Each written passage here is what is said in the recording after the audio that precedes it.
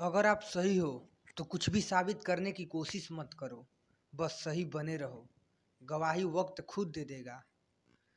जब परिवार के सदस्य अप्रिय लगने लगे और प्राय अपने लगे तो समझ लीजिए विनाश का समय आरंभ हो चुका है। सपने उनके पूरे नहीं होते जिनके बाप बड़े होते हैं।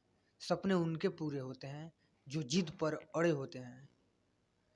जब टूटने लगे हौसले तो यह याद रखना, बिना मेहनत के हासिल तक तो ताज नहीं होते। ढूंढ लेना अंधेरे में ही मंजिल अपनी, क्योंकि जुगनू कभी रोशनी के मोहताज नहीं होते। जरूरी नहीं कि कुत्ता ही वफादार निकले, वक्त आने पर आपका वफादार भी कुत्ता निकल सकता है। कभी कभी मजबूत हाथों से पकड़ी हुई उंगलियां भी छूट जाती हैं, क्योंकि रिश्ते ताकत से नहीं दिल से निभाए जाते हैं। सीखना बंद तो जीतना बंद। हुनर है तो कद्र है।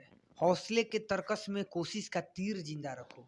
हार जाओ चाहे जिंदगी में सब कुछ, मगर जीतने की उम्मीद जिंदा रखो। अगर आप उस वक्त मुस्कुरा सकते हो जब तुम पूरी तरह टूट चुके हो, तो यकीन कर लो कि दुनिया में तुम्हें कभी कोई तोड़ नहीं सकता।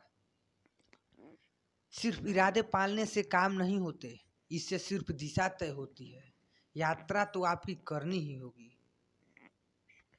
अपनी कमजोरी उन्हें ही बताएं जो हर हाल में मजबूती से आपके साथ खड़े हो, क्योंकि रिश्ता हो या मोबाइल, नेटवर्क ना हो तो लोग गेम खेलने लगते हैं। जिंदगी तो अपने हिसाब से जीनी चाहिए। औरों के कहने पर तो सर्कस में शेर भी नाचते हैं।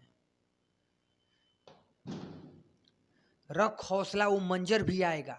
प्यासे के पास चलकर समंदर भी आएगा। थक कर न बैठे मंजिल के मुसाफिर, मंजिल भी मिलेगी और मिलने का मजा भी आएगा। पानी को कसकर पकड़ोगे तो हाथ से छूट जाएगा, उसे बहने दो, वो अपना रास्ता खुद बना लेगा। कभी कभी जब परिस्थितियां समझ में ना आए तो जो कुछ जीवन में घटित हो रहा है उसे शांत भाव व तटस्थ होकर बस देखना चाहिए। समय आने पर जीवन अपना मार्ग खुद बना लेगा। लोहे को कोई नष्ट नहीं कर सकता, बस उसका जंग उसे नष्ट करता है। इसी तरह आदमी को भी कोई और नहीं बल्कि उसकी सोच ही नष्ट कर सकती है। सोच अच्छी रखो, निश्चित अच्छा ही होगा। क्रोध से भ्रम पैदा होता है, भ्रम से बुद्धि व्यग्र होती है। जब बुद्धि व्यग्र होती है तब तर्क नष्ट हो जाता है, और जब तर्क नष्ट होता है तब व्यक्ति का पतन हो जाता है। एक मुर्दे ने क्या खूब कहा है, ये लोग जो मेरी लाश पर रोते हैं, कभी उठ जाऊं तो जीने नहीं देंगे। अपने कर्म पर विश्वास रखिए, राशियों पर नहीं।